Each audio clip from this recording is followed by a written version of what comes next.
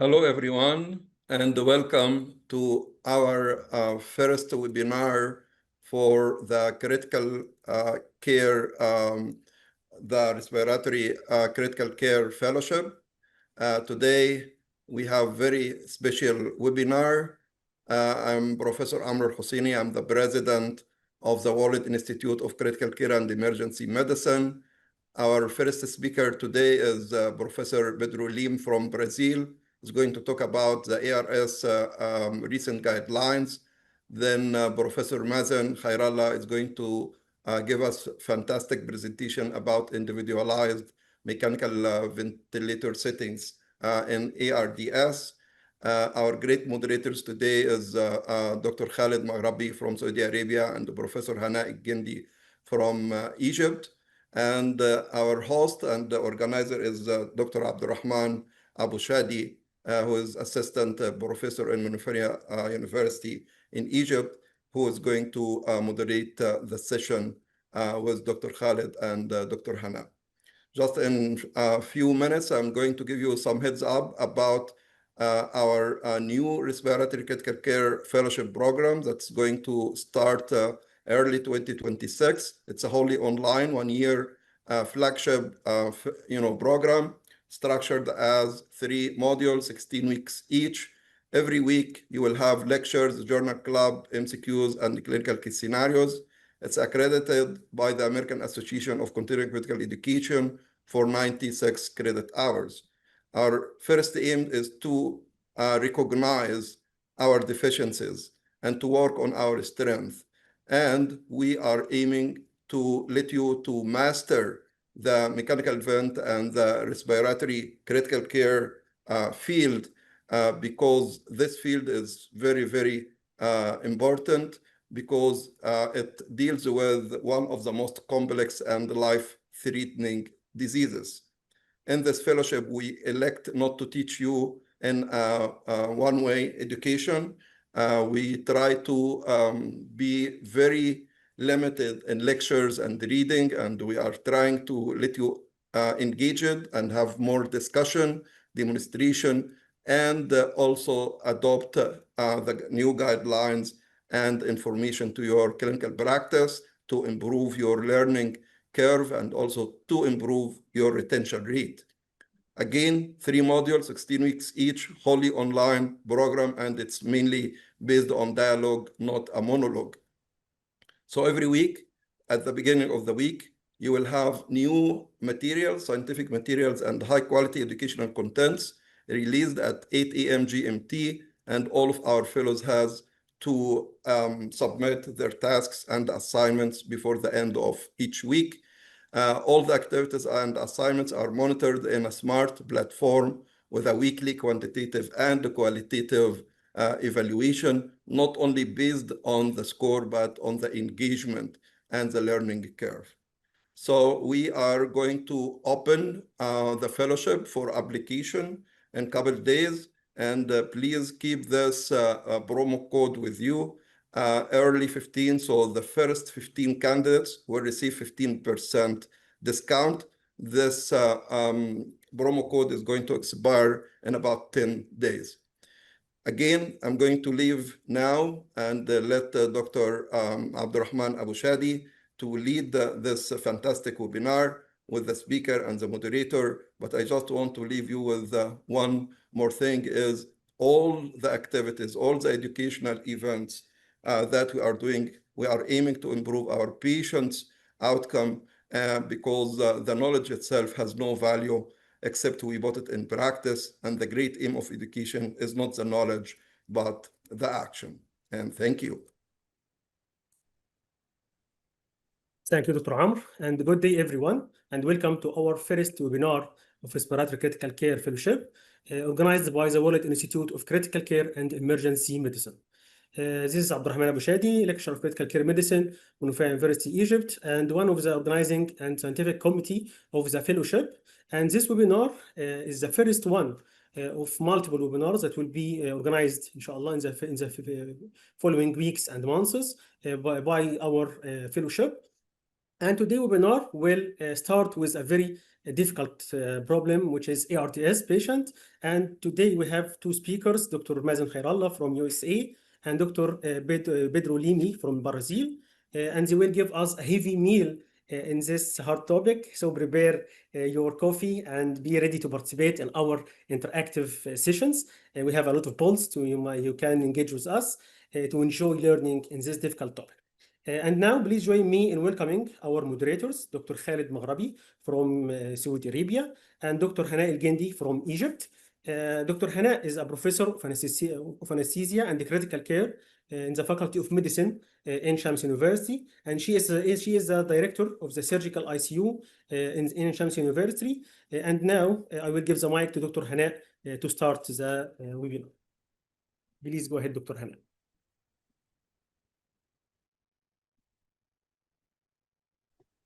Thank you, Dr. Abdelrahman, for your nice presentation.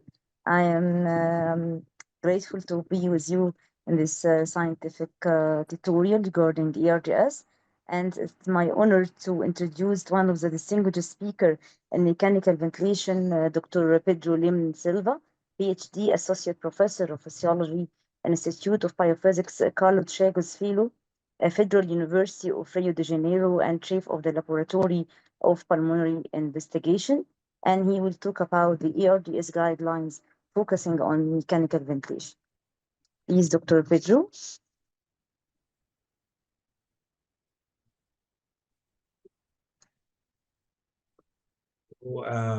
Good evening to everyone. Can you see my slides in the full screen?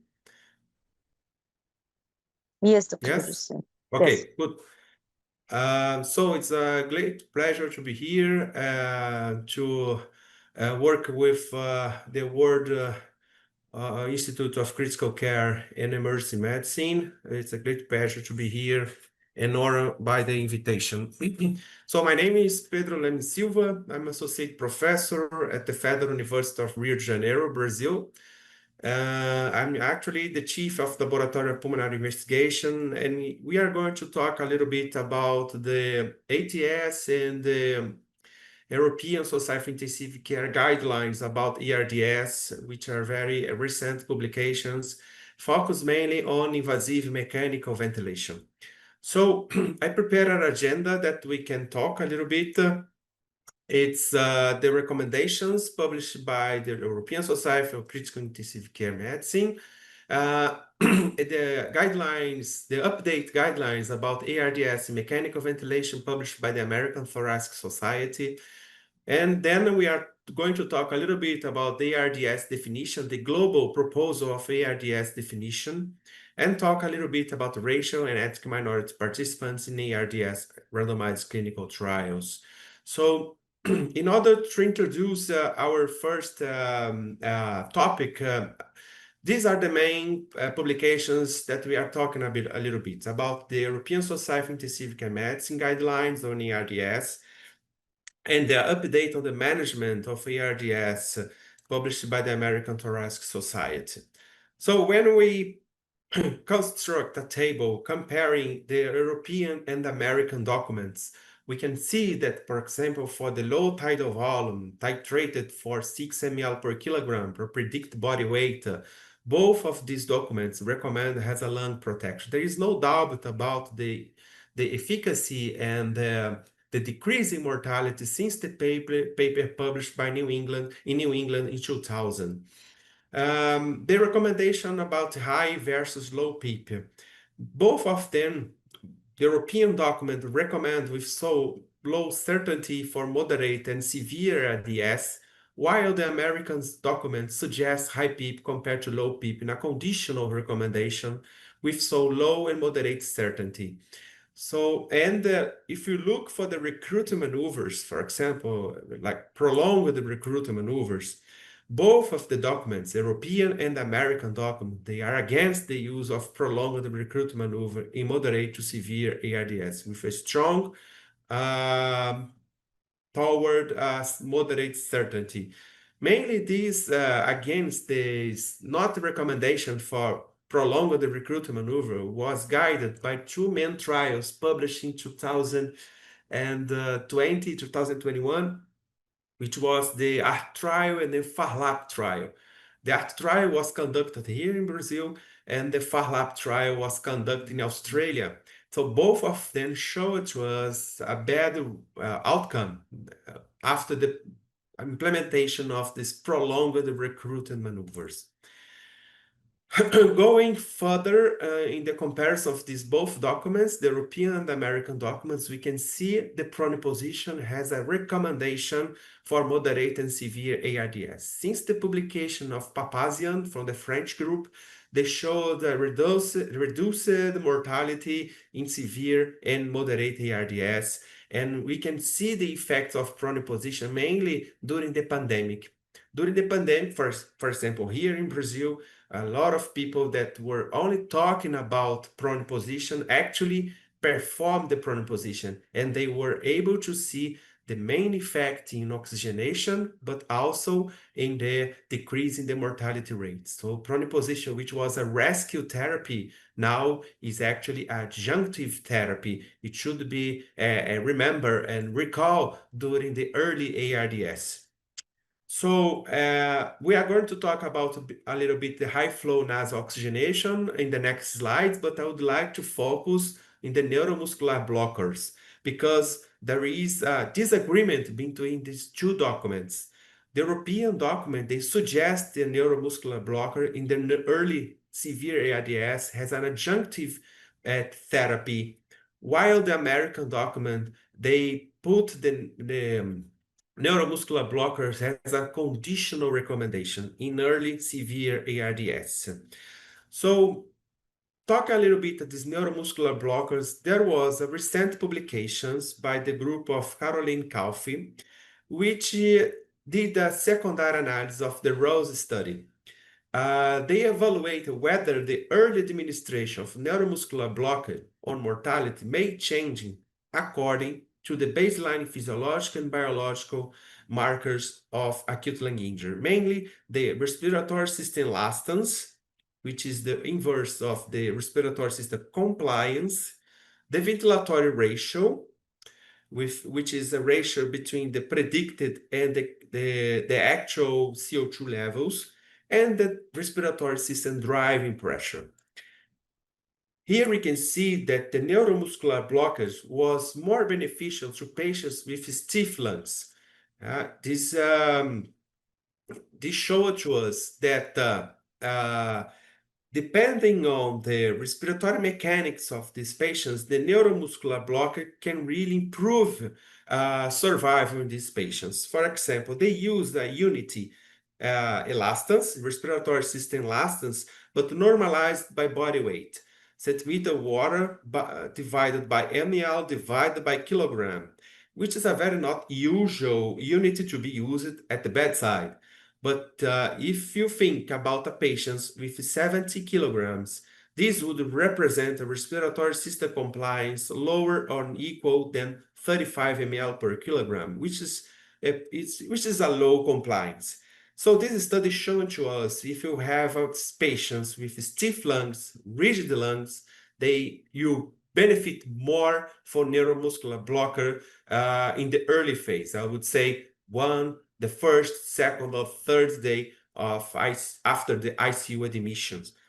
Interesting, they did not show any changes if we normalized by ventilatory ratio or plasma biomarkers.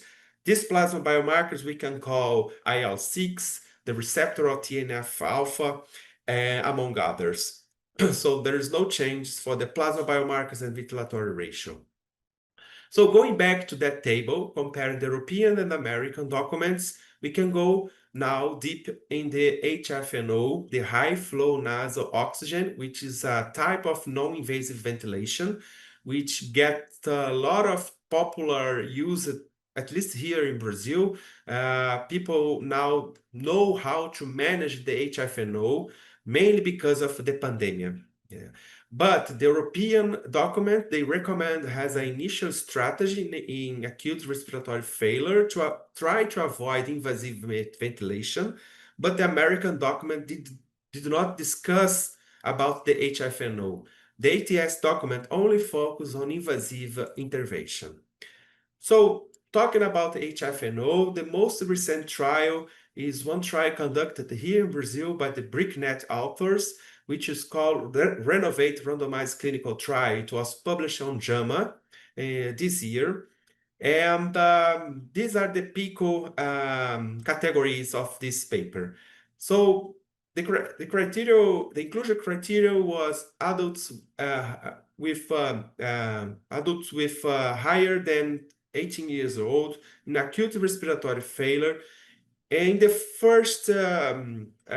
first protocol, it was only 4 groups: hypoxemia in non-compromised, hypoxemia in immunocompromised, COPD exacerbation, and cardiogenic acute pulmonary edema.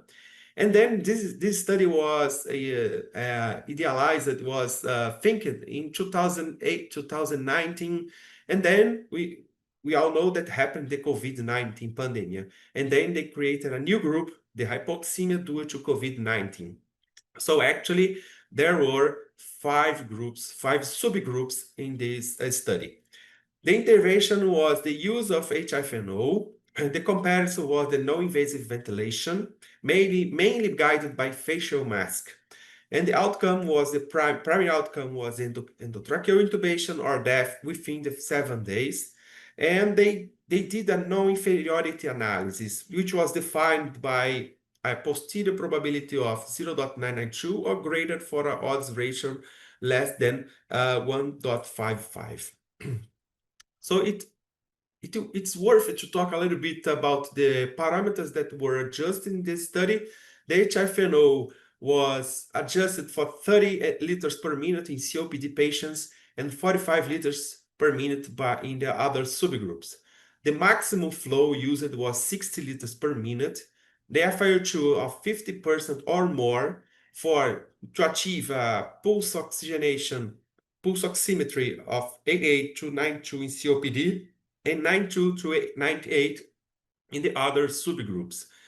By using the facial mask, we can see that the inspiratory pressure was 12 to 16 and the expiratory pressure 4 in the COPD, while in the other subgroups was adjusted, inspiratory pressure was adjusted 12 to 14 and inspiratory pressure of 80. A little bit higher for the expiratory in the others, while the inspiratory pressure was a little bit higher for the COPD.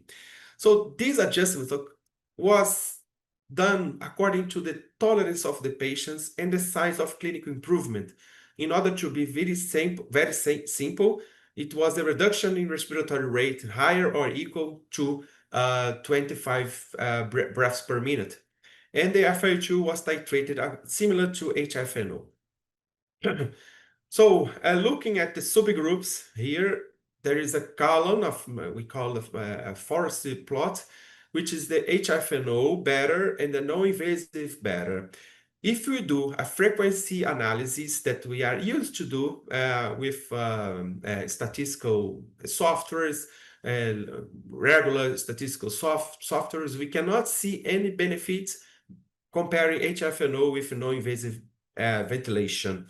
There was no difference and even did not cross the non-inferiority margin, which was the objective of this randomized trial. But looking at the Bayesian hierarchic model, we can see that there are some difference. For example, for the immunocompromised patients with hypoxemia, we can see that they cross the non-inferiority margin, which is, since the non-invasive ventilation was better than HFNO, they stopped early the enrollment of these patients. Stopped for futility. While the acute pulmonary edema, for example, showed to us that HFNO was better than non-invasive ventilation, which is a very curious result, because we are used to use here in the hospital non-invasive ventilation for pulmonary edema caused by cardiogenic factors. So this study showed to us that HFNO can even be better than non-invasive ventilation. For example, in some facilities that you have a lot of HFNO catheters, maybe you can use in some patients with acute pulmonary edema. So, but this Bayesian hierarchic model is a very new, I would say, very new approach, statistical approach. But how we can really understand the Bayesian model in a basic ingredients, basic issues. So the Bayesian tries to update the hypothesis of the study, the probability of this hypothesis, according to the new evidence and data since they are available. So when you think about a study, when you have an idea of a study, you have a lot of paperwork to do until you start your study. You have the ethical committee approval, you have to recruit people, you have to train that people. You have some time lag here when you start the protocol. And then during the first year, for example, for some randomized clinical trial, you acquire the data. But for a regular randomized clinical trial, you keep acquiring the data for the second year. So the Bayesian model, a statistical model, you try to adapt your protocol. Of course, we do this by statistical approach. You adapt your protocol according to information that you gather in the first year. So this is a way to analyze your data, but it's a very feasible, very real-life form to analyze your data, because when you receive a new catheter, for example, in your ICU, and you have a lot of problems to puncture patients, but if you start to training a lot, and then you have some tips, well, I would say, some very important information that you can apply in the next patient, the future patients. So the Bayesian model, it makes free you to adapt your protocol. Maybe you did not think about this when you have the idea of the study so many years ago. So this study, the Renovate clinical trial, randomized clinical trial, showed to us that non-inferiority was confirmed in 4 of 5 patients. The HFNO was non-inferior to non-invasive ventilation, mainly in the in this to prevent intubation or death within 7 days. In that group of patients with immunocompromised with hypoxemia, HFNO was inferior and patient enrollment was suspended. What's the applicability of these studies? That HFNO could be a very good alternative to non-invasive ventilation in different clinical scenarios. We are now trying to personalize our patients. So depending on the clinical scenario, you can use better the HFNO than non-invasive ventilation, for example. And the limitations is that in some subgroups, it was observed a small sample size, and the results are more or less sensitive to statistical model, the Bayesian hierarchy. Okay, so going further for the ARDS definitions. So this is the new study, the new global definition, the proposal of new global definition for ARDS. It was published in 2024 by the group of Michael Matai, a lot of experts in the field. And going back to define ARDS is a constant challenge. Since the first publication of Ashbag and collaborators in 1967, the first document was published by the American European Consensus, which showed to us an unknown time frame. We didn't know about the insult, the respiratory insult to cause ARDS, how much time you should wait for this functional impairment. It provides some categories for the acute lung injury. There was no minimum of PEEP. There was a necessity of pulmonary arterial catheter, and the risk factors were not defined.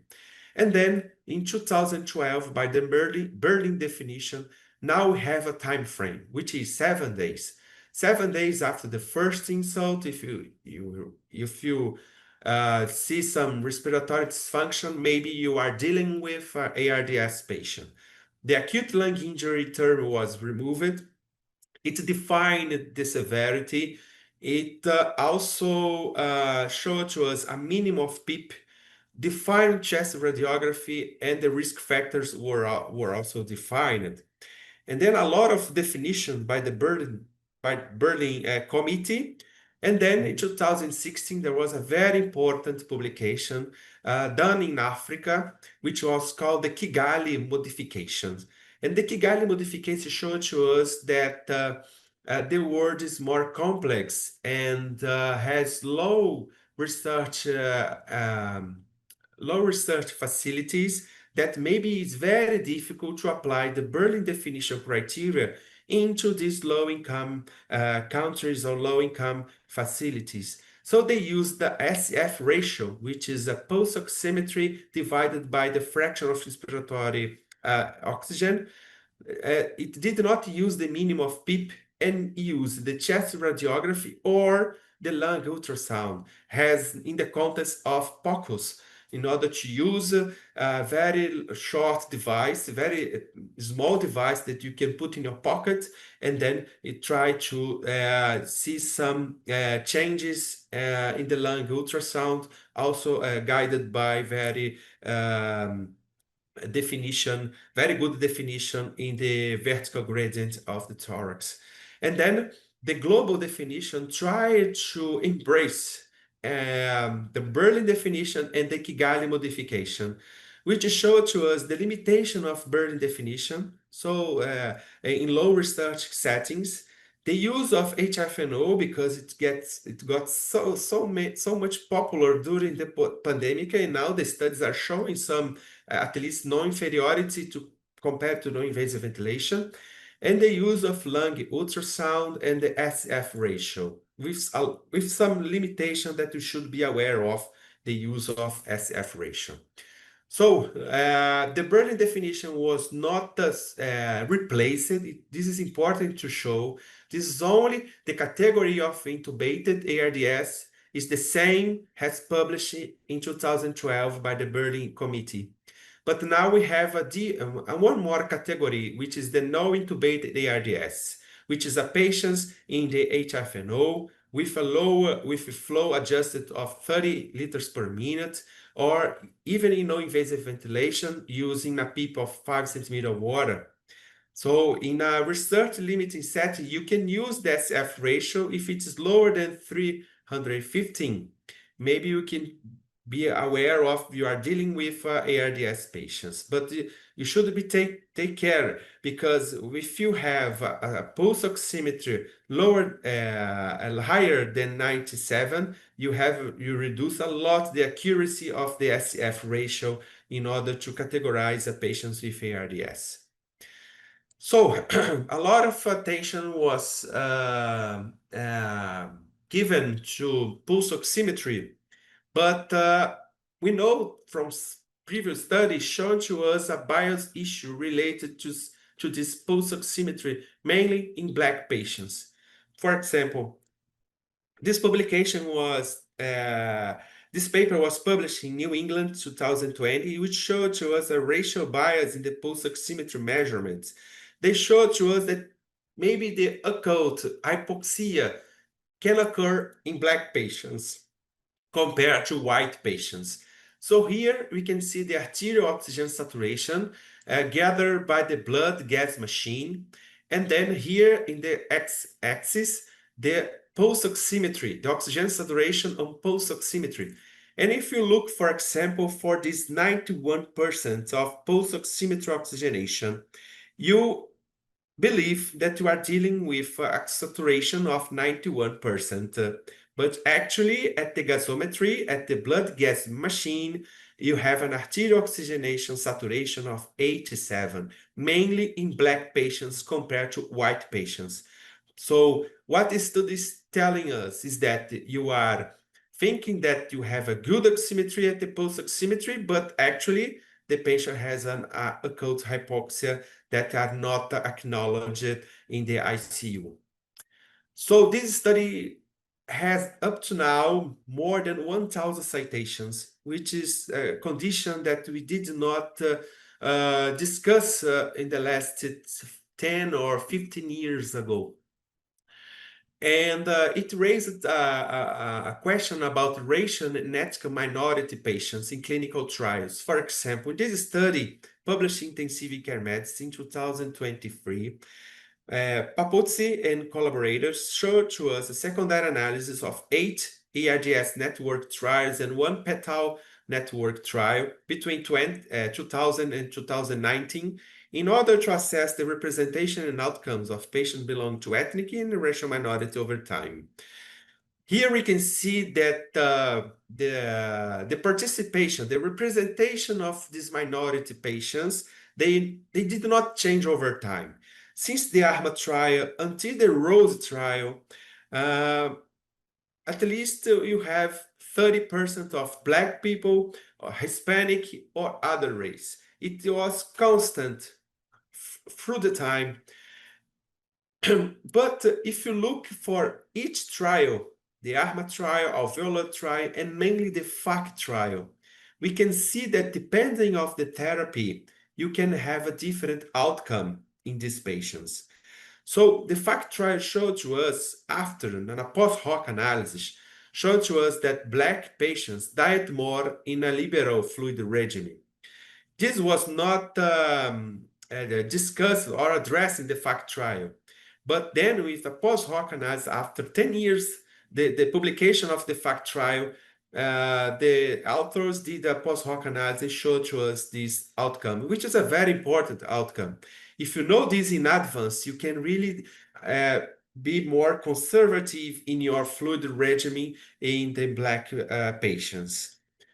And the mortality is reducing over time, which is a very good news. Since the ARMA trial until the ROSE and the VIOLET trial, there is a significant temporal effect in the difference of mortality between racial and ethnic minority patients and white participants. So there is an overall reduction of mortality, which is a very good news for ICU clinicians.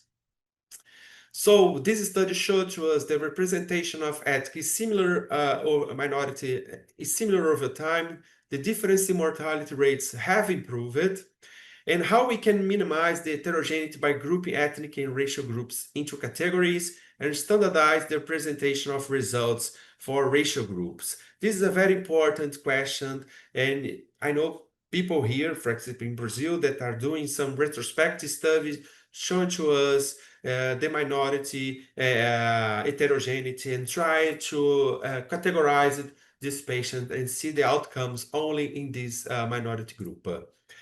And then going to the personalized intensive care medicine. So this study was published by Papuzzi, again, for the Greek group, which is called the Greta. And it was a very nice study published in Blue Journal. So these are the PICO categories, actually PECO, because it's exposure, not intervention. So patients, they did the derivation population by the secondary analysis of 7 RCT and validated in another patient cohort, which they call Hellenic cohort. The exposure was mechanical ventilation at day 1 of ICU admission, and the comparison was in 3 categories of age. Patients higher than 80 years old, between 65 and 79, and below 65 years old. And the outcome, the primary outcome was all cause of mortality at day 90. So they gathered 4,565 patients with driving pressure at the baseline. And here is a graph associating the probability of mortality with driving pressure and age. If you see a patient with 20 or 30 years old, if we increase the driving pressure, you have a small increase in the probability of mortality, 90-day mortality. But if a patient is 80 years old, for example, if we increase the driving pressure, the rate of increase in mortality is much higher than a younger patients. This showed to us that the effects of driving pressure, 90-day mortality, depends on age. It should be called that the amount of patients per category is very different. So patients lower than 65 years old is almost 3,500, while patients higher than 80 years old is around 200 patients. So this should be acknowledged in this study. So here we can see the probability of survival according to the days following the trial enrollment. You can see patients lower If the patient is lower than 65 years old, there is no difference if a driving pressure is higher or lower than 11 centimeters of water. However, if a patient is between 65 and 79 years old or higher than 80 years old, we can really see a difference in the driving pressure with the threshold adjusted to 11 centimeters of water. Since the publication in New England 2015, that we discussed that the threshold for mortality was 15, and then after some papers showed to us it was 14, but they did not acknowledge that maybe old patients are more prone to ventilator-induced lung injury or even mortality if they are ventilated with a higher driving pressure. This study showed to us a new threshold that depends on age. So based on this RCT, they suggested the effect of driving pressure on mortality depends on age. And even a gentler ventilatory approach may be wanted for this population. This is a very good example of personalized ventilatory therapy. So usually here in Rio, we make a joke about the soccer team. In 1970, we have a very good Brazil selection team. These guys, which is called Rivellino, was a very good midfield player. He's now 79 years old. So if Rivellino, who lives here in Rio, is admitted to the ICU, we should remember the t-shirt of Rivellino, which was 11. So we should ventilate the Rivellino with a lower than 11 centimeters of water for driving pressure. Rivellino was very nice. And this is a very good example of personalized intensive care, for example. Comparing a focal injury, very typical of ARDS, mainly pneumonia, bacterial or virus pneumonia, and then a non-focal distribution of lung injury. You can see here a very disseminated inflammation, collapse, edema, mainly because of sepsis, extrapulmonary sepsis. So how you ventilated one patient with a focal and non-focal lung injury is completely different. This was a study published by Jean-Michel Constantin by the group of Emmanuel Foutier for the Azurea Network. It's a very nice trial published in Lancet Respiratory Medicine in 2019. So if a patient has a focal lung morphology, lung injury morphology, then ventilated in volume control, tidal volume of 8 ml per kilogram, people 5 to 9, and the mandatory therapy was the prone position. While if the patient has a non-focal lung injury morphology, they were ventilated in a low tidal volume, but the mandatory therapy was the recruitment maneuver. It should be pointed out that the publication of this paper was before the ART trial and the FARLAP trial, which changed the guidelines, the recent guidelines that we talked ago. So if you look at the intention to treat population, there was no difference between a control and personalized group. But the authors showed to us that not all patients were correctly diagnosed between focal and non-focal. There was around 20% of error.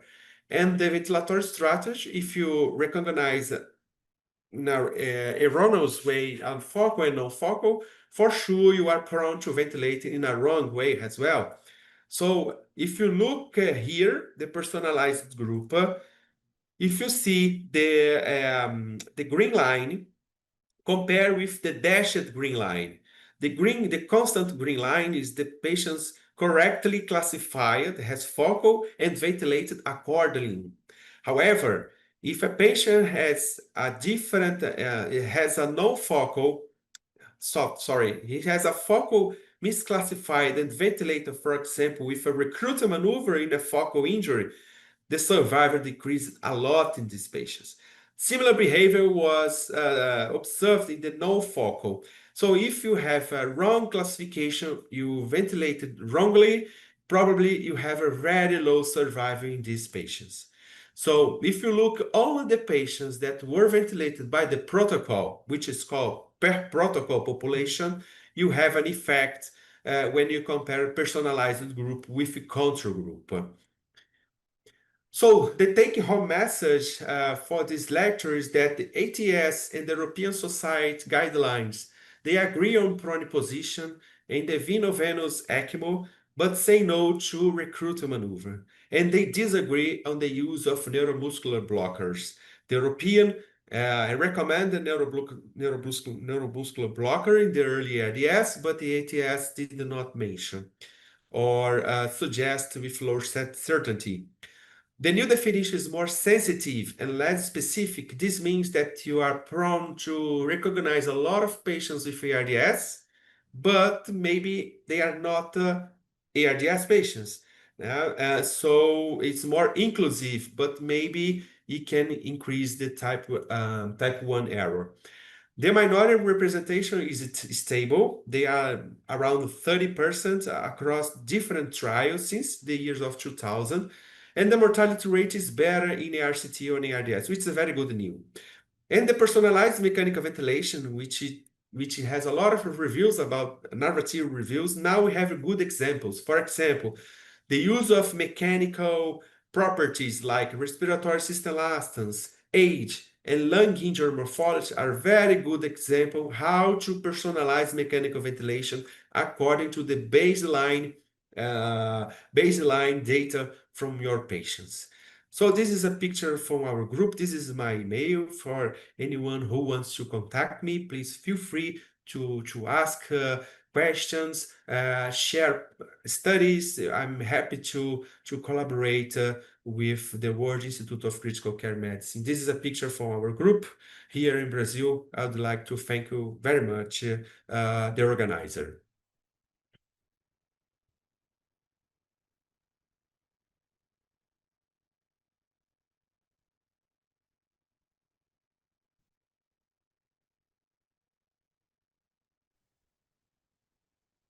Thank you very much, Dr. Pedro. I think questions will go after the second part of this presentation. And I'm delighted and very pleased to introduce to you the second speaker, Dr. Mazen Kherallah. Dr. Mazen Kherallah is an infectious disease and critical care physician, intensivist. He is an associate professor at the University of North Dakota, and he's the director of Critical Care Services, Stanford Health Medical Center. Dr. Mazen, he's very well known for his contribution to the education for many years. Personally, I learned a lot from him, and he's still hosting and contributing to his with his education through his websites and through the online, through the ICU Reach and different platform.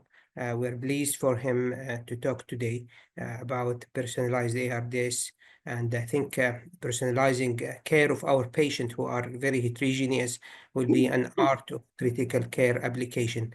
So eager to hear from Mazen about this topic. Mazen. Thank you, Khalid, for the introduction. Thank you for the invitation to share our experience and knowledge with the rest of the group through the World Institute of Critical Care and Emergency Medicine. For the sake of time, I'm going to be very direct. And the outline of my talk is going to be with few definitions and goals of mechanical ventilation, elaborate more on heterogeneity, and then briefly mention the guidelines before we go into individualized mechanical ventilation care.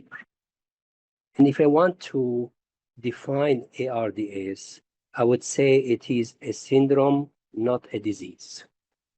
And it is characterized by inflammation, increased vascular permeability that leads to increased lung water that will lead to consolidation and stiff lung that will decrease the functional lung volume.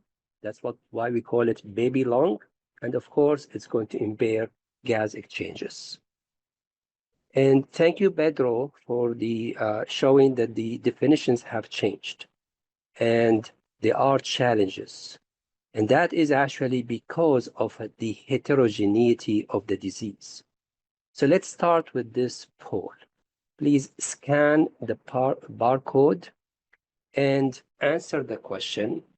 In ARDS, what are the primary goals of mechanical ventilation? You can enter up to 4 words, and you can enter 1 word only.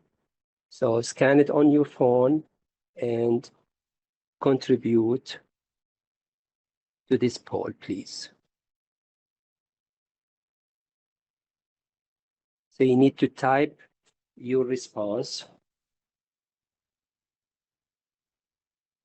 Excellent. We have some saying PEEP, lung protection, oxygenation, lung safety, keep the alveoli open,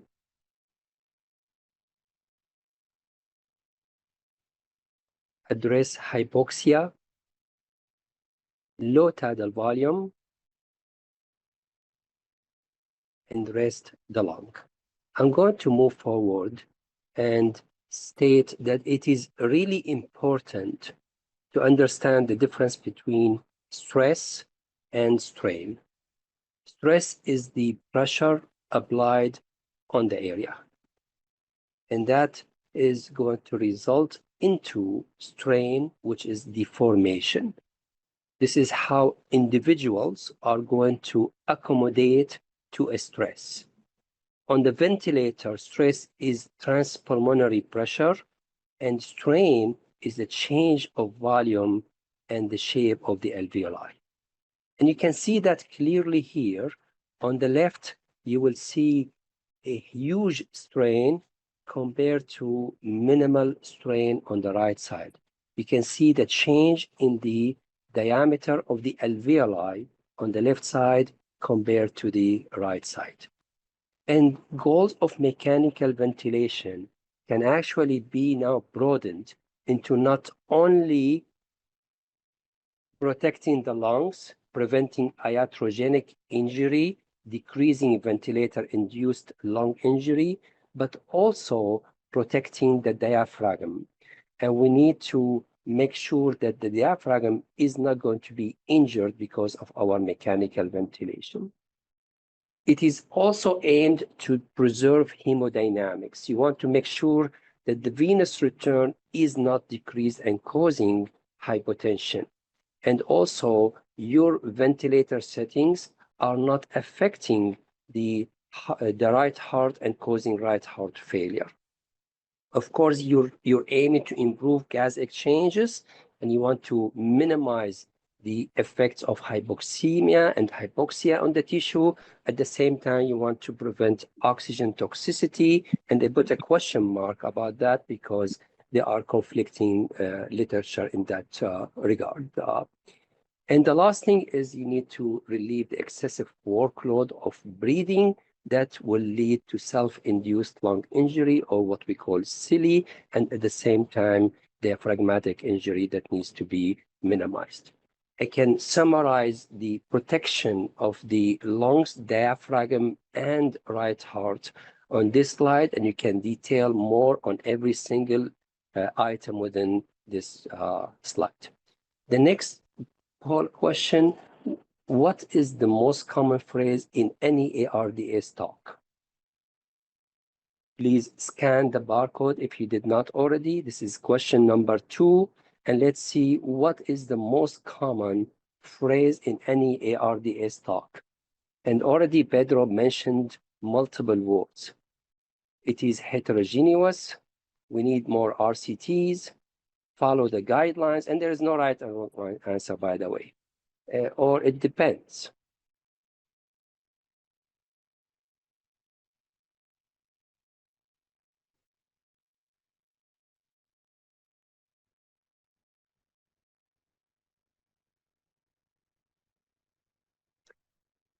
So we see 60% saying it is heterogeneous, and 27% would say it depends. And that is actually what we mean by heterogeneity. And let's just scan this again and contribute to this poll.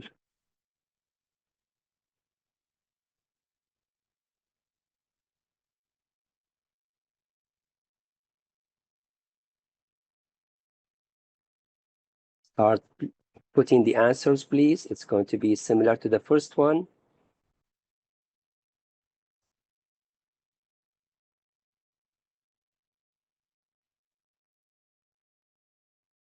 All right. So what are the identifiable subphenotypes of ARDS? So pulmonary versus extrapulmonary.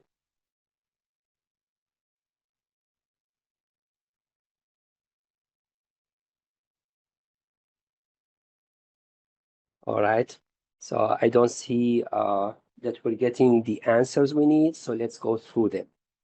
So number one, we have spatial heterogeneity. Within the same patient, you have different areas. Some areas are collapsed, other areas are consolidated, and other areas are normal. And each one has a different PV curve. What you see on the ventilator is the global PV loop. So that's why we do not know how much of the lungs is normally ventilated, how much is collapsed, and how much is consolidated. And then we have etiological diversity or heterogeneity. We know that some cases are caused by pulmonary etiology, such as viral pneumonia, aspiration pneumonia, bacterial pneumonia. This behaves different than if it is extrapulmonary, caused by sepsis, pancreatitis, extensive burn, hemorrhage, or intra-abdominal hypertension. The cases that are pulmonary caused have higher lung compliance and likely to have focal pattern, compared to lower lung compliance, higher pleural pressure, more diffuse, and higher biomarkers in extrapulmonary. And they have variable responses to PEEP and proning. Pulmonary etiology responds more to proning compared to extrapulmonary responding to PEEP more. And then we have physiological heterogeneity. We know that the effect of ARDS vary from one patient to another, depending on the extent and location of lung injury and multiple other genetic variables. The gas exchange, the lung compliance, the ventilatory impairments are actually different. We can differentiate between recruitable subphenotype, where we have more dead space, more non-inflated areas, lower compliance of the respiratory system, lower PF ratio, and they have higher risk of death, and they benefit more from higher PEEP compared to a non-recruitable pattern. In this study, it shows also that we have biological heterogeneity. And this is based on the ARMA and the alveoli trials. They actually subclassified ARDS into two subphenotypes. Phenotype 2 has higher plasma concentration of inflammatory biomarkers, lower serum bicarbonate, higher prevalence of vasopressor use, and higher prevalence of sepsis, poor oxygenation. They benefit more from higher PEEP compared to subphenotype 1, which is hypoinflammatory, lower plasma concentration of biomarkers, better oxygenation. This form of this subphenotype benefits from lower PEEP. And this is the data that showed that mortality, ventilator-free days, and organ failure-free days are actually different between phenotype 1 and phenotype 2. If we want to continue on the biological heterogeneity, we can identify that we have biomarkers released from the epithelial injury, mainly what we call RAGE, receptors for advanced glycation end products, compared to injury on the vasculature or vascular inflammation, which is represented essentially by the angiopoietin 2. In this way, we can classify cases where they have vascular inflammation mainly compared to alveolar inflammation mainly, but most of the cases, they start in one direction and goes to the other direction. We have combined inflammation. If you have a high RAGE or receptors for advanced glycation end products, you will see it more in direct injuries compared to indirect injuries. So this is the pulmonary ARDS. Compared to higher angiopoietin 2 in indirect injury or the extra pulmonary ARDS. And you can see that those patients who had a higher level of angiopoietin 2 had higher mortality compared to the other group.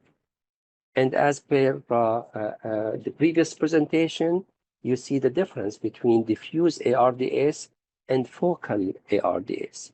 And they respond differently to different modalities of therapy. The focal ARDS responds better to prone position. Diffuse ARDS responds well to alveolar recruitment strategy. In this study, they looked at the different percentages of those focal versus diffuse ARDS cases. Also, you can look at temporal heterogeneity, meaning that cases of ARDS that develop within the first 24 hours or 48 hours of ICU admission compared to ARDS that develops after 48 hours. They have a longer ICU and hospital stays in addition to higher mortality and higher scores of SAPS. And they can see here that mortality is higher, mechanical ventilation days are higher, and ICU stay days are higher in the late onset ARDS compared to the early onset ARDS within the first 48 hours of ICU admission. And you all know about the temporal heterogeneity in terms of different phases of ARDS. The ARDS goes from exudative to proliferative and then fibrotic phase, and patients in the exudative phase respond better to proning and PEEP. So we can actually classify ARDS based on the heterogeneity and the diversity, whether it is physiological, biological, morphological, or clinical, based on what we just described. And what we're trying to do is we're trying to treat ARDS with the same modalities for all those patients. It doesn't work. When we set guidelines, and that's why the guidelines are changing and they are contradicting from one country to another because it's heterogeneous syndrome. So let's just answer this. Managing ARDS feels most like following the book, you're following the guidelines, shooting in the dark, you don't know what you're doing, compared to a roller coaster, or the last one is solving a puzzle. Let's get more votes, please.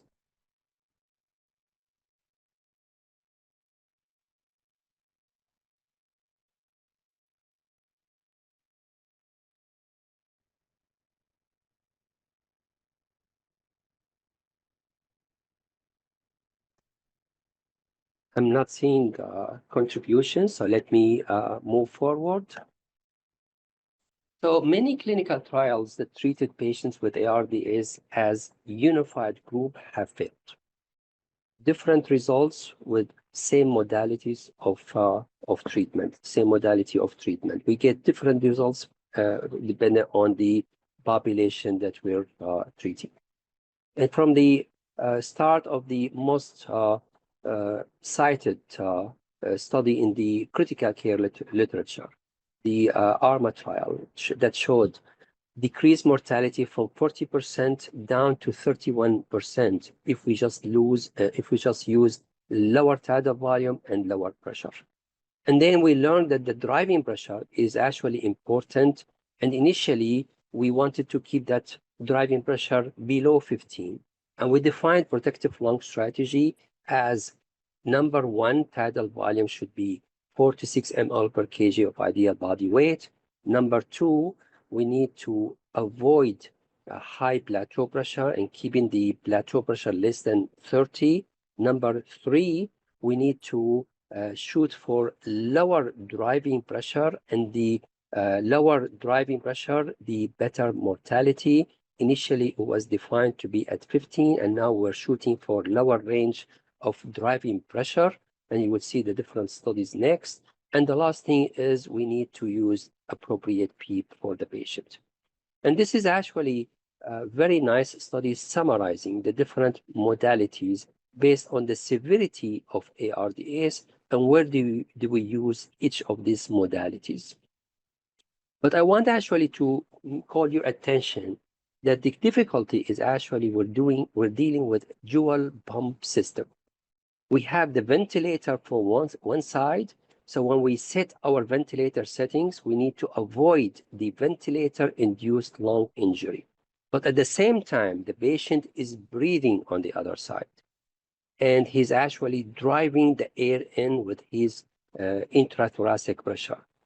And that is going to cause patient self-inflicted lung injury. And when we apply the equation of motion that you see it at the bottom here, you really need to consider the muscular pressure or the intrathoracic pressure of that is generated by the patient. And that's why we're talking about individualization. And when we say individualization, let's see what we mean by, do you use driving pressure to guide your ventilation? Yes, routinely, sometimes in select patients. I know about it, but I don't use it, not at all. Let's see better contribution, please. Yes, routinely. We have 5 votes, 7 votes. I know about it, but don't use it in 12%.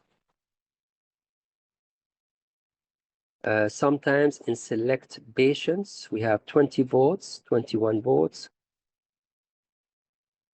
So 72% voted that they use it routinely, which is great.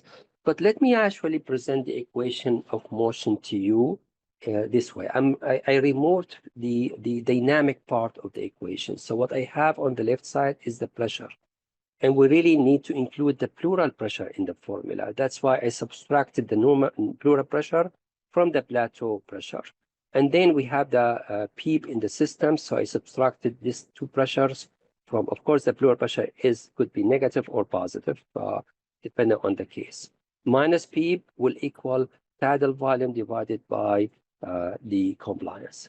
So the first thing is we can actually personalize the tidal volume. And number two, we can individualize the pressure for the patient. Number three, the PEEP. And number four, the transpulmonary pressure. Let's just take them one by one. Personalized tidal volume. So we aim for 6 ml per kg. Is this the right thing to do for all patients? Or should we actually look at other parameters? In this study, and this is actually in rats, when they looked at the healthy lung here compared to the diseased lung, and they applied 6 ml per kg, and this is what we do, and you will see that in a healthy lung, you'll be able to expand this alveoli very nicely. So they're all going to be affected the same.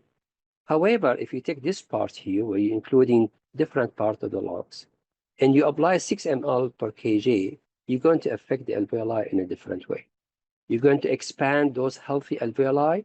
However, you have alveoli that are diseased, collapsed, or consolidated that may not be actually open at all. And this is what is causing the atelectotrauma if we open and close, or the polytrauma that will probably end in barotrauma.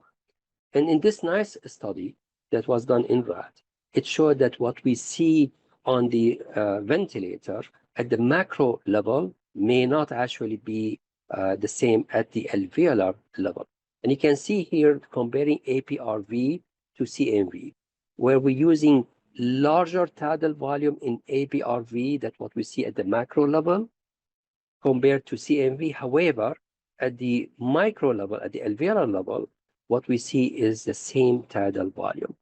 So double the lung tidal volume in APRC, yet the same alveolar tidal volume in both modes.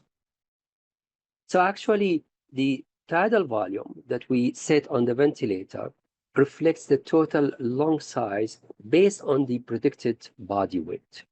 And it will not consider the extent of aeration loss that we have in a single lung. And this is actually going to be very variable from one patient to another patient. In other words, the tidal value of 6 ml may still be high and injurious in some patients, and those patients would be at risk of hyperinflation, even if the tidal volume is limited to 6 ml per kg. So better if we actually look at the driving pressure, and that's what Pedro was emphasizing actually, that we need to link the tidal volume to the driving pressure. And in this study, actually, they showed that the driving pressure of 15 or lower is associated with lower mortality. And you can see the mortality continues to go lower in patients with lower driving pressure. And Pedro actually just presented very nice study showing that the age of the patient is going to be dictating the outcome based on that driving pressure. So I would say let's target the driving pressure, and let's target less than 14, better less than 11 or less than 12 at least. It's of course going to be difficult in patients with high compliance, because that driving pressure is not going to be able to drive the air, and you're going to have some issues in terms of the hypoventilation. But in the general rule is let's use the driving pressure to decide about the tidal volume that we use. The next thing is, what about the pleural pressure? Actually, we only look at the driving pressure, but we do not account for the pleural pressure. And let's just think about extrapulmonary ARDS compared to pulmonary ARDS. You need to push that diaphragm, actually. The pressure in extrapulmonary ARDS is on the lung, is not within the lung. And now we have the pleural pressure here and the plateau pressure. So plateau pressure minus pleural pressure, if the pleural pressure is negative, at that time it's going to be huge transpulmonary pressure. If it is positive, it's going to be limited. So this is actually dependent on the compliance of the lung. Is it compliance of the chest wall or compliance of the lung? And you can see here that in pulmonary ARDS, the chest wall compliance is normal. In extrapulmonary ARDS, the chest wall compliance is elevated. And you can see here that those patients with extrapulmonary ARDS benefited from PEEP much better compared to ARDS caused by pulmonary causes.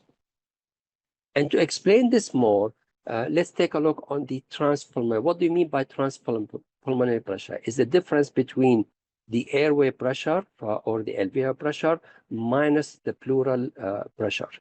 And this is very important in extrapulmonary ARDS, where you have an increased pleural pressure. You need to measure the intrathoracic pressure in those patients. Let's take these 3 examples here, and let's see how the transpulmonary pressure is going to be different.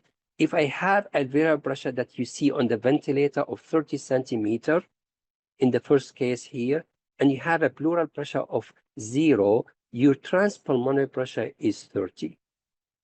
For the same patient that you see alveolar pressure of 30, if the intrathoracic pressure is minus 15, patient is exerting huge inspiratory effort, your transpulmonary pressure is going to be 45. And now when you talk about neuromuscular blockade, well, when you use neuromuscular blockade for those patients who have transpulmonary pressure of 45, is going to benefit those patients. Compared to alveolar pressure of 30 centimeter in a patient who has extra pulmonary ARDS caused by increased abdominal pressure, and the pleural pressure is plus 15. What is a transpulmonary pressure? Is 15. And you can see the difference in these three conditions. And of course, this is studied in one of the major studies, the EB-VENT-2 trial, that looked at the effect of esophageal pressure, guided positive and expiratory pressure on survival in patients with ARDS. And the study found out that when you are dealing with low Apache 2, meaning low severity of illness, this modality actually helped and showed that it's going to improve outcome. And you see here the p-value is 0.03. Compared to high Apache score, patients who are sicker, this modality did not show statistical significance.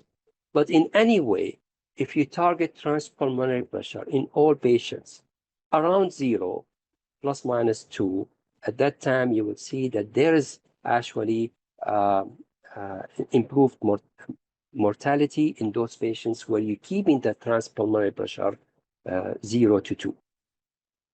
And this is actually more signified in another study that shows the driving pressure of less than 15 on the right side here. You see a difference in mortality. And when you look at your obesity patients, you will see that the transpulmonary pressure that is kept above 0 is associated with higher mortality in obese patients compared to non-obese patients. And then I can show you here one example, what also the effect of intrathoracic pressure. You can see this is a real patient who's placed on 280 of tidal volume. And this is the mode is ABVCMP mode, which is PRVC, pressure regulated volume control. If the patient started to breathe, he's actually going to pull in more tidal volume than what you're aiming for. And this is actually where you would say neuromuscular blockade is going to be of help, or the measurement of esophageal pressure is going to be beneficial to you in a way that you can adjust your modality of therapy for those patients. And this is actually an example of the patient in the middle here, where this patient would have a high transpulmonary pressure injuring the lung, and this is how transpulmonary pressure is going to be represented dependent on whether you're putting the patient on volume-assisted control versus pressure-assisted control. Any inspiratory effort in patients with pressure-assisted control mode of ventilation is going to be added to that pressure that you have on the ventilator, and that is very injurious. So what we would be able to say, well, now, why don't we shoot for tidal volume determined by the transpulmonary pressure rather than driving pressure? But of course, you need an esophageal probe in order to do this. And this is an example of a patient that we had in our ICU where we had the esophageal probe in, and you can see the plateau pressure here is at 27. The pleural pressure is, or the esophageal pressure is 20.7. And the transpulmonary pressure is actually at 7, which we thought it would be very safe for the patient. And you can see that we used PEEP of 18 in order to get to this level. And then we need to look at the PEEP and try to personalize PEEP for those patients. Now, what the problem with PEEP is if you actually put it in patients who is very compliant, you're going to expand the areas of the lungs that are normal. And that's going to cause expansion or valley trauma. And you're going to be, if the PEEP is not set at an appropriate level, you're going to cause cycling, opening, and closing injury that is going to be giving you atelectasis trauma.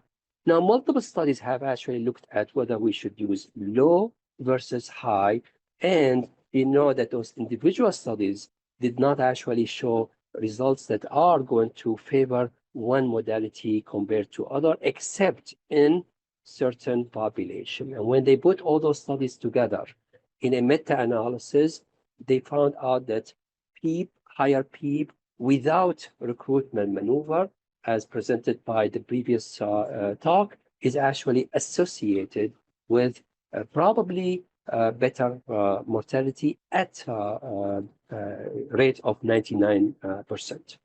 So when we look at the PEEP, how we're going to set it differently in different patients? Well, the first thing is actually, why don't we look at the pleural pressure? and set the beep in a way that is going to give us transpulmonary pleural pressure in expiration around 0. And this is the same patient that I just presented. This is before we adjusted the beep level. And you can see here that we had, this is end expiration now. We have the level of beep is 12. We have the pleural pressure here, esophageal pressure in expiration at 15. And you can see that transpulmonary pressure in expiration was -3. And we wanted to aim for transpulmonary pressure more than 0. So what we did is, or around 0, we increased the beep gradually and was up to 18 centimeters of water.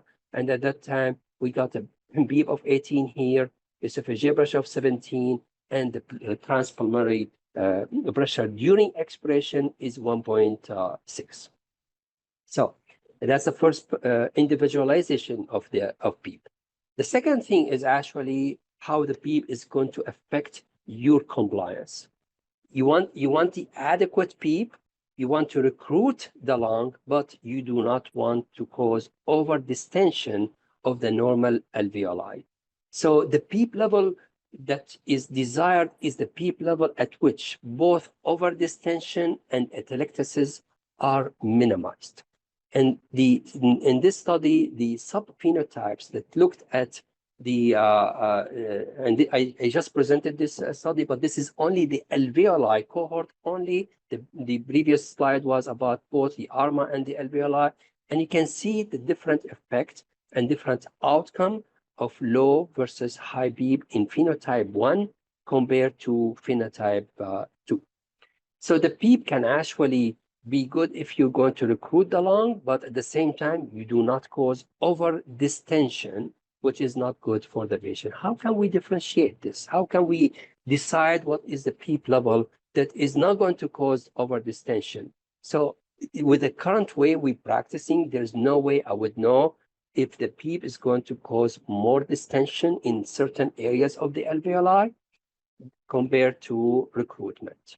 And the ideal way is actually to do CT scan. We're learning more about using ultrasound in determining recruitment and making sure that we do not over distend. But it's actually variable experience, and we don't have enough studies actually to guide us on how we can utilize this in the best way. And you need a lot of training for those physicians in the ICU.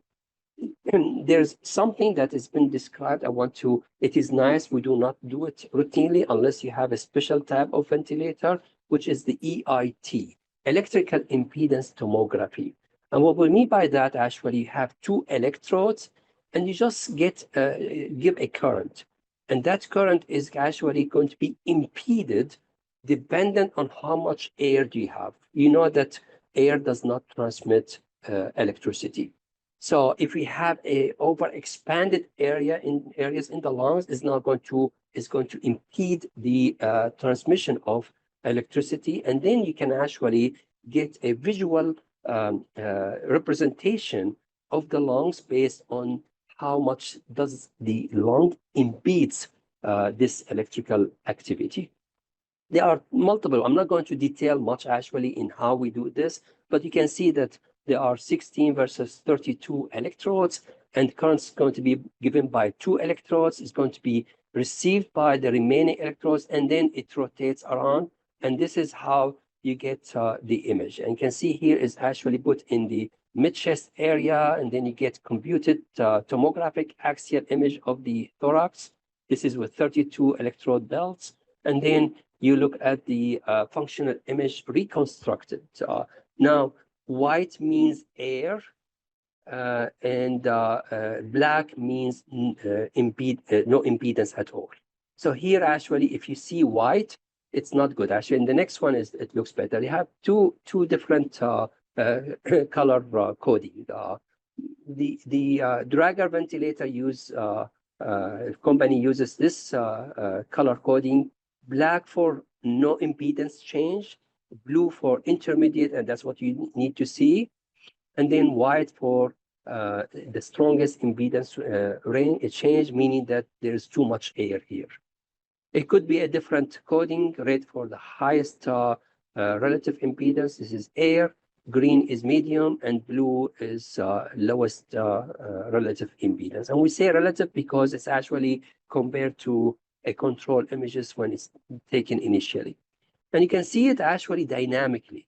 You can see here this patient that this area is not actually represented by any bluish coloration. This is not aerated compared to this area that is aerated acceptably. In the middle here, you can see that there is expansion, more aeration in that area. And you can see that this is the same patient. This is the CT scan. This area is black here because there is no ventilation at all in this area. This is ventilated adequately. This area is expanded. It's like there's increased aeration in this area in the middle part here. Not only that, you can do also the you can do the decremental positive end expiratory pressure maneuver, where you can actually decrease the PEEP from 24 all the way down to 4, and you will be able to determine what is the ratio of areas of the lungs that are hyperventilated compared to areas of the lung that are collapsed. And you can look at the compliance. And notice here that the area of highest compliance is not necessarily the area that is giving you the minimum amount of hyperventilated and collapsed areas. So here, the PEEP should be set at around 14, compared if you're following the compliance, is going to be at 16, and we don't want to do this. I'm not going to explain this, but it gets in more details actually, and this is also detailed explanation of the same procedure. So we reached to the fact that, well, we need to identify those patients who are going to be benefiting from also proning. Are we going to personalize proning or not? So, well, of course, distribution or redistribution of tidal volume towards the dorsal areas is going to be different between focal versus diffuse ARDS. It is favored more in patients with focal ARDS. And you can see here in those patients with focal ARDS, you can see how you can redistribute to the ventral areas. And you can use the same modality also to determine whether you benefited from proning or not. So, and you can see the impedance here, the compliance. You can see the first patient is having compliance gain, meaning that he benefited from proning, compared to the second patient here, no improvement in the compliance or no benefit from proning. This is the study that presented by Pedro, the live study. So it was nicely presented. I'm just going to quickly go over it. There is a difference in mortality only if you look at those patients who had the modalities per protocol. And as he mentioned, 20 to 21%, I believe, were misclassified. And if you see that when we misclassify our patients and use the personalized modality for those patients, we're having a difference in mortality. So it is very important to identify the right patients for the right modalities, so we don't cause this any difference in bad outcome. And the last thing that I'm going to go quickly on is the muscular pressure of the diaphragm and the respiratory muscle. We have the respiratory drive, the phrenic nerve, and the diaphragmatic functions. We need to understand how much efforts the patient is doing by, number one, assessing the respiratory center by occlusion test. Number two, electrical activity of the diaphragm. Number three, diaphragmatic activation by the ultrasound. Number four, esophageal and gastric pressures that will determine esophageal pressure time product. And lastly, inspiratory and expiratory occlusion pressures. The pressure in the first 100 milliseconds will give you an idea about the central drive. If you have a patient with increased or decreased P0.1, which is less than minus 3.5, the normal is between minus 1.5 to minus 3.5 centimeter. If you have numbers less than minus 3.5, this is under assistance of mechanical ventilation. But on the other side, you may be given over assistance if that number is more than minus 1.5, meaning that minus 1 or 0. And the next thing is actually the diaphragmatic activity. If you have a probe in the esophagus, in NAVA mode of ventilation, you'll be able to assess that electrical activity of the diaphragm and make sure that it is within the target that you need between 10 to 20 microvolts. You can see here a patient with electrical activity of 5.5 and another patient here 17 microvolt, which is very appropriate. You can look at the diaphragm by the ultrasound, and you can assess the excursion of that diaphragm. I want to show you, this is a patient that I did myself. Actually, you can see here, he's on pressure support ventilation, and you can see how much he's contracting the diaphragm. The excursion for this patient was 7 centimeters. Anything that less than 1 centimeter is actually mini weakness. Anything more than 3 to 4 centimeters, that is huge activity of the diaphragm. And in terms of esophageal pressure time product, if you have esophageal monitor, you can look at the drop in the pressure, and you can determine the target that should be minus 5 to minus 12, so you can preserve some functions of the respiratory muscles. And if you're looking at the time pressure product, it should be between 50 and 200 microvolts. And this is just to delineate the different components of the decrease in the pressure when you take an inspiration or when the patient takes an inspiration. If you multiply the pressure by the volume, you get work of breathing, and that should be between 0.2 to 0.9 joules per liter. And the last thing is the occlusion pressure. You can actually occlude the circuit, whether in inspiration, expiration, see if the patient takes any inspiratory efforts, and measure that occlusion pressure. 2/3 of the pressure will give you the esophageal pressure if you don't have esophageal monitor. And this is just to show you on our ventilator. This is a PEEP, and this is auto PEEP, of course. Occlusion here. Look at the patient. He took inspiratory efforts, dropped the pressure from 8 to minus 7.7. That is a difference of 15.7 centimeter. 2/3 of that would indicate what his esophageal pressure. Those are the targets that we aim for in, in different modalities of measurement. And this is the summary of my presentation.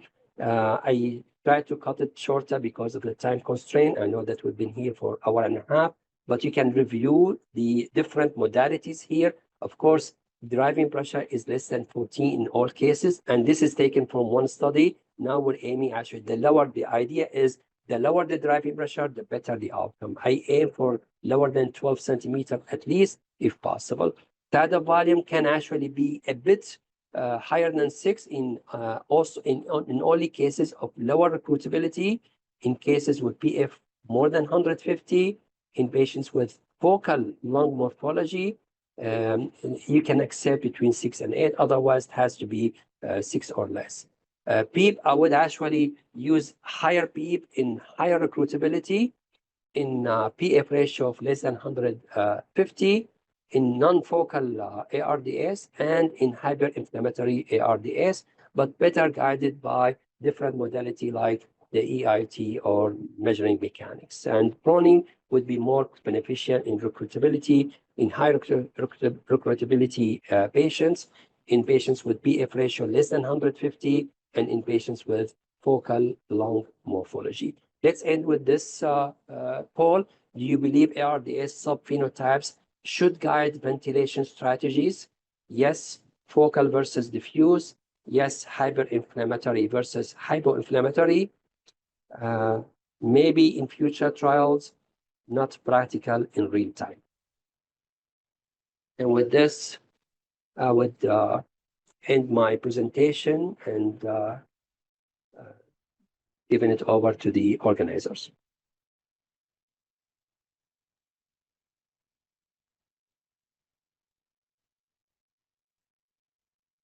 Thank you very much, Mazen, for this detailed lecture. And we'll open now this Q&A session.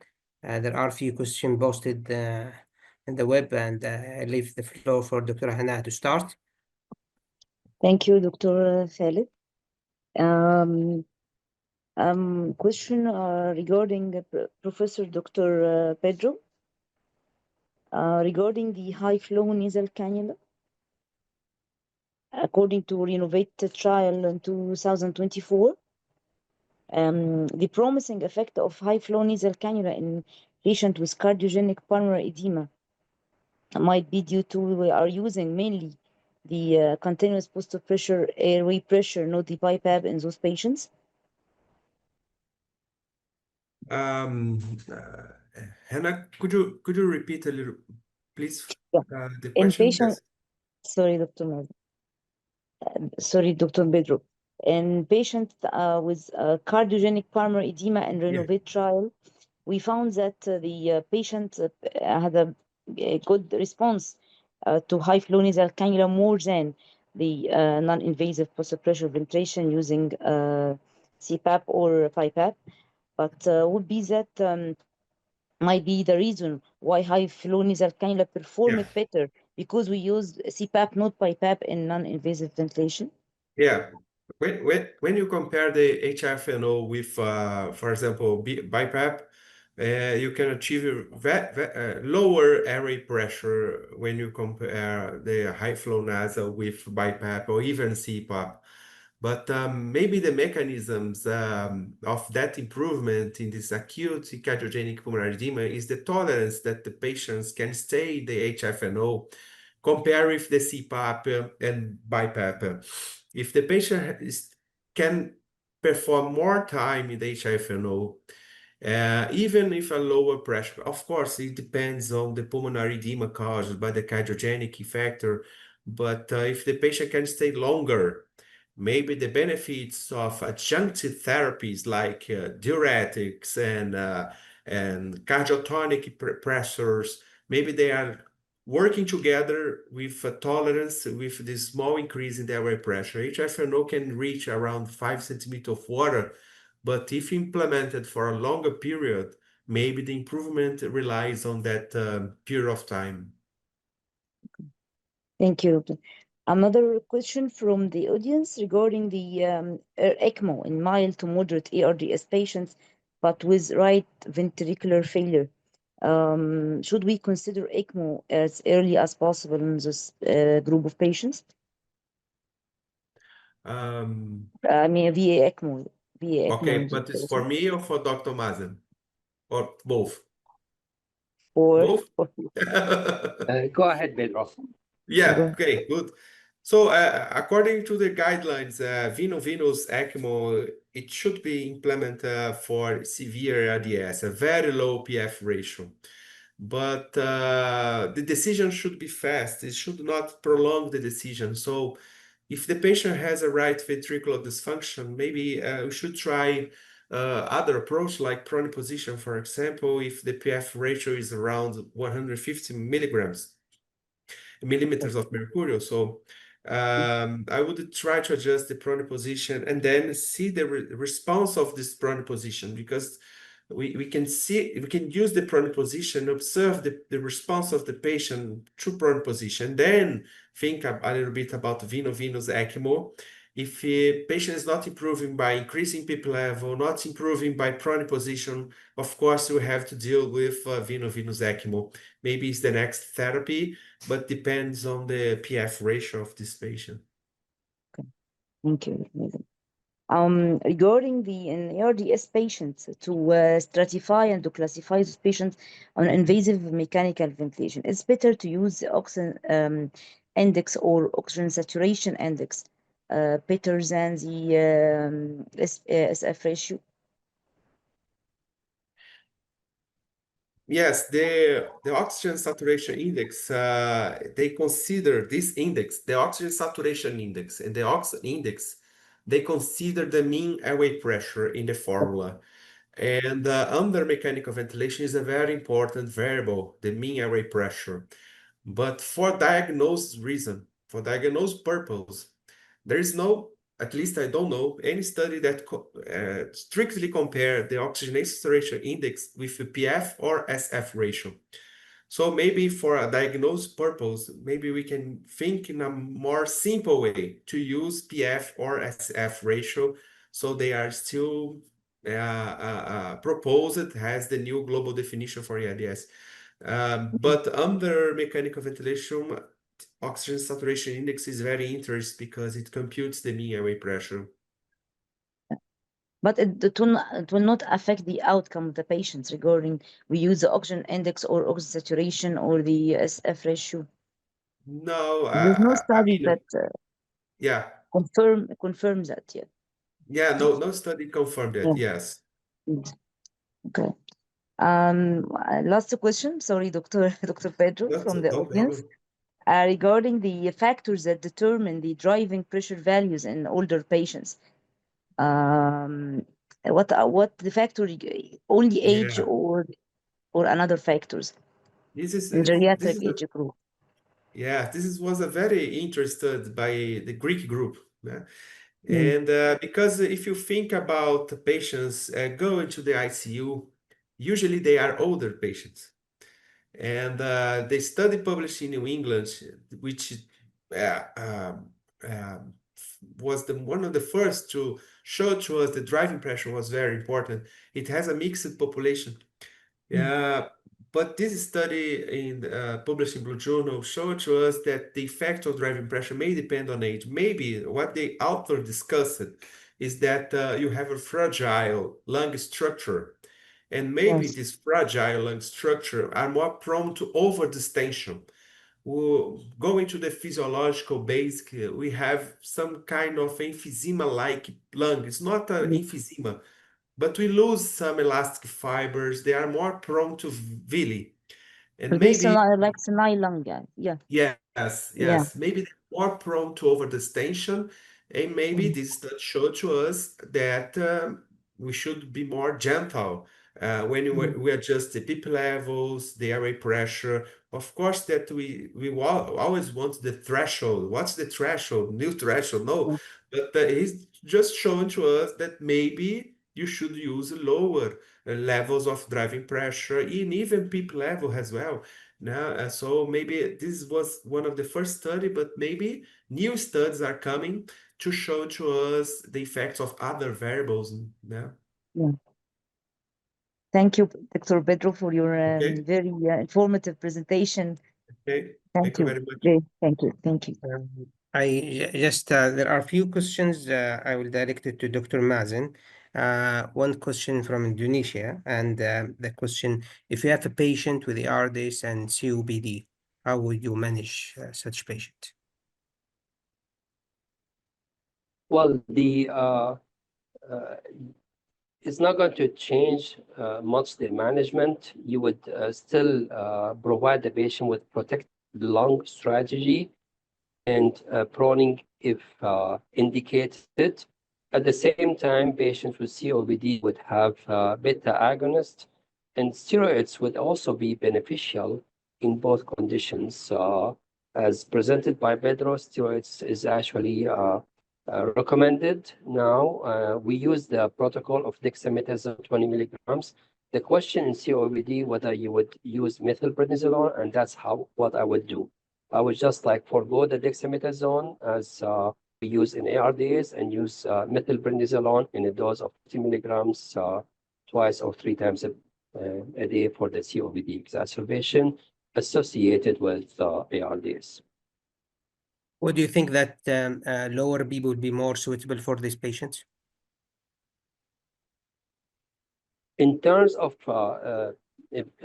course, those patients would have the consequences of higher PEEP in terms of hyperventilation because of it depends on the type of COPD. If it is emphysema compared to chronic bronchitis. So I would be following the same modality of determining the PEEP that is not going to cause hyperventilation. I would be more careful in those patients with COPD and emphysema with higher PEEP compared to patients with no COPD.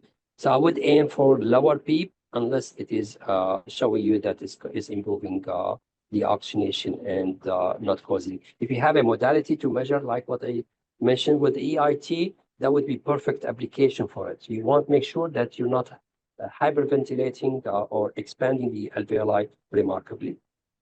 So esophageal probe probably would have a good application in this situation. It's going to give you an indication of transpulmonary pressure in a better way. Whenever it's more applicable. Actually, in our experience, we really use it almost routinely in obese patients. And we see that, we're using more PEEP on those patients, and that's actually what's been shown in the sub-analysis of in the analysis of the subgroups in the study that I mentioned.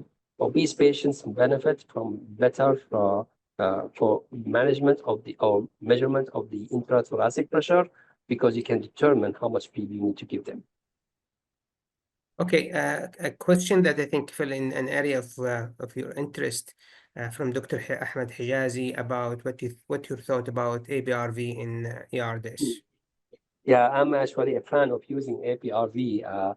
However, there is no single study except one from China that showed APRV may be associated with better outcome if it was actually initiated early, but it is small study and you cannot generalize the results of this study to other population. So far, I'm not aware of any good study that shows that APRV is going to show a better outcome in terms of management of ARDS. However, my own personal belief, I think APRV is going to provide a unique way where you can actually apply the pressure, the mean airway pressure in a better way to keep the lungs recruited, minimize the opening and closure of the alveoli because you're relying on the releases only. So I think it's a nice way of mechanical ventilation, but yet to see studies to show that it is associated with improved outcome. At the same time, you need to limit the P high. So I would continue the protective lung strategy with the P high not more than 30. Initially, when APRV released, they advised for higher P high, but I won't go for more than 30. That would actually be considered prolonged recruitment maneuver that is shown is associated with worse outcome. So I would not go higher than the lower the P high, the better. Great. And one of the question actually here is asking about if you don't have esophageal probe, number one, is esophageal probe for the future should be recommended for routine management? And if you don't have it, what are the parameters you have to adopt in area with the low resource? To get there? So I showed the occlusion maneuver where you can measure the drive if the patient is actively breathing. We can occlude the circuit, and the patient, if he takes a breath, you're going to measure how much he drops in terms of pressure. 2/3 of that pressure is the esophageal pressure or the pleural pressure. So that's the only way you can actually indirectly measure the intrathoracic pressure if you do not have esophageal probe. Now, I don't think esophageal probe is going to be routinely recommended in the future because it's also regional. You put in the probe in one area, so it does not represent the global state of the lung. Probably if you have like a probe with three areas where you can actually transmit the pressure from, when you get the pressure in 3 areas of the lungs, at that time you can get a better depiction of the distribution of the intrathoracic pressure for that single patient. Maybe in the future we can have esophageal probe with multiple electrodes. One practical point that if you have patient in high setting or mechanical ventilation, you adjust it and then you disconnect for suctioning or care of this patient, how you bring back the patient to... So we advise not to disconnect the circuit. So we advise for closed circuit suctioning. So please, in limited resource areas, this is very cheap. It's going to save a lot of effort. If you disconnect and the patient, by the way, the time constant is very short in ARDS, so patients can de-recruit very fast. You disconnect from the ventilator, patients de-recruited, hypoxemic, and this is one of the indications of doing recruitment maneuver. I would do gentle recruitment maneuver where I can improve that oxygenation, and this would be one of those short recruitment maneuvers that can be done in these situations to improve oxygenation, get back to the level of prior to disconnection. Another question, probably, if you have a patient, let's say, with the trauma, and they have ARDS, how you would manage the PEEP while you have an increased intracranial pressure? Are we talking about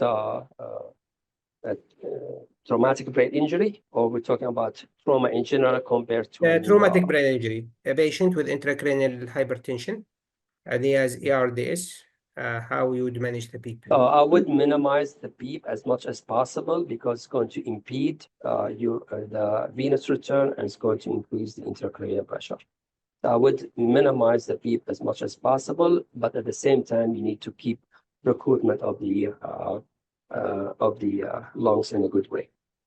Now, those patients would probably require monitoring of the ICP pressure, intracranial pressure. Lastly, a question: if you don't have a esophageal probe and you have obese patient, what the maximum PEEP you can use? Yeah, I'm not sure actually if there's a formula that we can use to determine how much PEEP. Neil McIntyre, once he was asked about this question, he said, get the BMI of the patient, and that would be the PEEP that allowed. I don't usually do it this way. So if the BMI is 37, you can go to a plateau pressure of 37, not the PEEP actually, the plateau pressure. So you can increase the PEEP up to the BMI level. So in other words, if BMI is 56, you can actually. However, I want to say that actually we found out that those obese patients with the esophageal probe that we use routinely on, that would require PEEP of 20, 22, 24 in order to get end expiratory transpulmonary pressure of 0.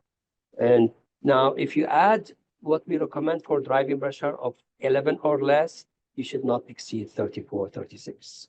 That's what I would say. I would rarely exceed 34 or 36 of plateau pressure in an obese patient because I want to minimize the driving pressure. Just put in your mind, driving pressure of 11 or less is the best.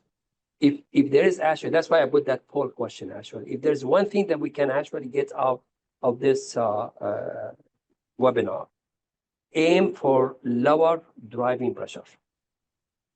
Now, in an obese patient, add the PEEP, so in a way that in your mind, the driving pressure should not be more than 11.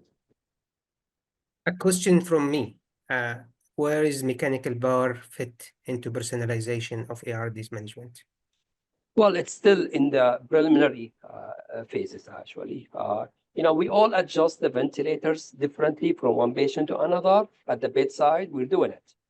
Like, we start the patient on PEEP, we modify it up or lower based on the response. We prone patients and we give them like first trial 16 hours. If they do not get better, we do not prone again. Flip them back and keep them. That's personalization. So I think we're doing it, but in terms of like, do we have guidelines to determine those subphenotypes very accurately and define what modalities that should be applied to those patients? Other than the live study that presented, we don't have major trials to rely on. Okay, great. I think we went through most of the questions. Anything, Dr. Hanaa, you'd like to? Thank you for you all for this esteemed meeting. Yes, very, very informative. I want to ask one question for Dr. Mazen regarding electrical impedance tomography. In our country, Egypt, till now, it's not extensively used. But up to your experience, is it beneficial to start early? Is it a promising tool in ARDS patients or not? I do not have personal experience in it because I never used it actually. It's just presented it because it's a nice way of looking at it. It actually expand our understanding of what we mean by modalities that cause harm. It's actually the ratio between collapsed versus expanded lung. I want to say that major use of EIT is from Brazil.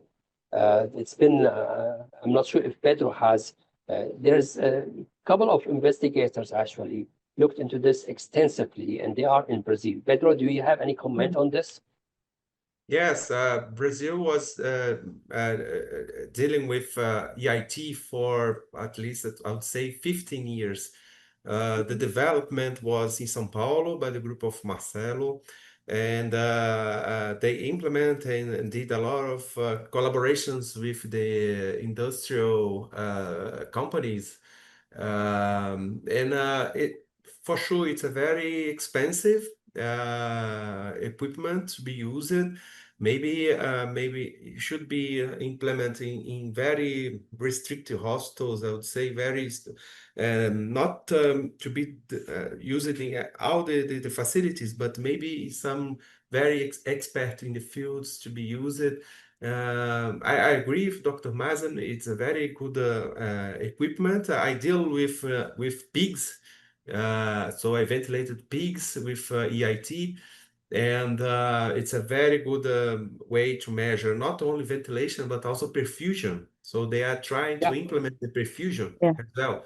If you use hypertonic saline, you can measure the perfusion and see the VQ matched region. So you have all the information that you need if you prone the patients, if you put in lateral position.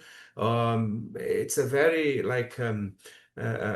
illustrative and very informative equipment, but it's very expensive as well. So for low-income countries or middle-income countries, maybe we can achieve homogeneous ventilation by using more economic parameters. But if you have very sick patients, and the hospital has money to buy this equipment, it's worth, because you have your patients in your hands. You can really see the distribution of ventilation, perfusion, and all the procedures that were done in the patients. Thank you, Dr.